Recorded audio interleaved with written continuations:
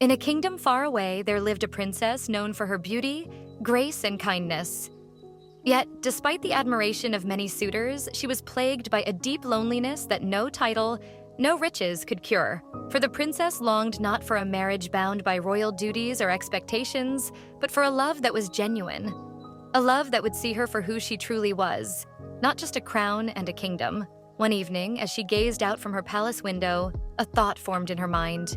I shall set a test, a competition, and the man who truly understands me will rise above the others. Thus, she sent word to all the neighboring lands, inviting princes to compete in a series of trials. The winner would gain the honor of marrying her, but only if they proved not only their strength and skill, but also their intelligence, bravery, and, above all, their kindness. The first to arrive was Prince Alden, a mighty warrior whose name echoed across the lands for his prowess in battle.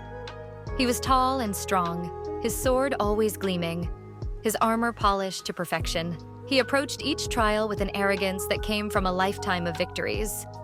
In the sword-fighting contest, he showed unmatched skill, cutting through his opponents with ease. Yet when the princess spoke with him in private, she sensed a hardness in his heart, a man who had been shaped more by battle than by compassion. Next came Prince Lucian, a charming diplomat renowned for his silver tongue. He was suave and eloquent, his words as smooth as silk. During the competition, his speeches won the favor of the people, and his charm seemed to make everyone smile. But to the princess, his politeness was like a mask, one carefully crafted to win hearts rather than to reveal his true self. Is he speaking to me out of respect? Or is he simply playing a game? She wondered. Then, from a small, humble kingdom came Prince Elias. His arrival was unremarkable. He had no grand entourage or display of wealth. He was gentle, with soft eyes that carried a quiet wisdom, and his presence brought an unexpected calm to the palace. During the trials, he did not seek to outshine the others with displays of power or feats of skill. Instead, he quietly offered a single white flower to the princess, a simple yet profound gesture that moved her deeply. Yet, despite this, doubts lingered in her mind. Could he truly be the one? Or am I simply drawn to his kindness because it is so rare? Conflicted, the princess sought guidance from the kingdom's most trusted advisor, a wise old wizard who lived deep in the forest. The wizard's magic was said to reveal glimpses of the future, and the princess hoped that the crystal ball would give her the clarity she so desperately sought. As she entered the wizard's dimly lit chamber, he bade her sit before a large, shimmering crystal. With a whisper of incantations, the wizard's hands hovered above the crystal, and a vision began to form. But just as the vision reached its peak, the crystal ball cracked, shattering into 1,000 pieces. The wizard gasped in shock. The future is clouded, princess. It seems that fate will not reveal itself so easily. Returning to the palace in turmoil, the princess was confronted with a new problem. The competition had spiraled into chaos.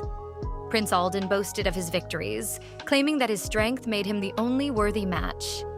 Prince Lucien, unable to stand his rival's arrogance, countered with tales of his diplomatic triumphs, each word a calculated attempt to sway the princess. The bickering between the princes grew louder, and the princess could feel her patience wearing thin. In the midst of the uproar, Prince Elias stood in silence, his calm eyes watching the chaos unfold. When the others finally paused for a breath, he stepped forward and spoke softly, but with undeniable authority. "When men behave like children," he said, his voice carrying through the tense air, "it is best to leave them. They do not understand what truly matters. Sometimes silence speaks louder than words." The princess, taken aback by his words, felt something stir within her, something deep and true. She turned to him, her heart pounding in her chest. Could it be? Without another word, she took his hand and led him away from the palace into the peaceful tranquility of the kingdom's forests. As they walked together, the sounds of the arguing princes faded behind them, replaced by the soft rustle of leaves and the gentle songs of birds. Prince Elias led her to a hidden waterfall, its beauty unmatched, its serene waters flowing endlessly over the rocks. The sight took her breath away, and for the first time in a long while, she felt at peace. Prince Elias knelt down before her, his eyes full of warmth and sincerity.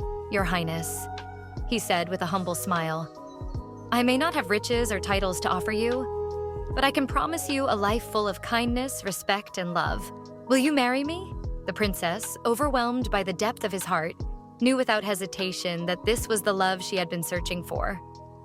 It was not the grandeur of his kingdom that mattered, but the gentleness of his soul. With tears in her eyes, she whispered, "Yes." And so the competition ended not with the display of strength, but through the quiet power of a humble heart. Prince Elias, the kind-hearted prince from the small kingdom, had won her love. The royal wedding was celebrated with great joy and harmony. The princess and Prince Elias were married in a grand ceremony, surrounded by friends and family from across the lands. And as the years passed, they lived not in luxury, but in the wealth of love and understanding. A love that was pure, kind, and everlasting. Thank you for sharing your beautiful story. To enhance the suspense and depth, we can expand the narrative, add more tension, and build up the emotional moments. Here's a revised version with those elements.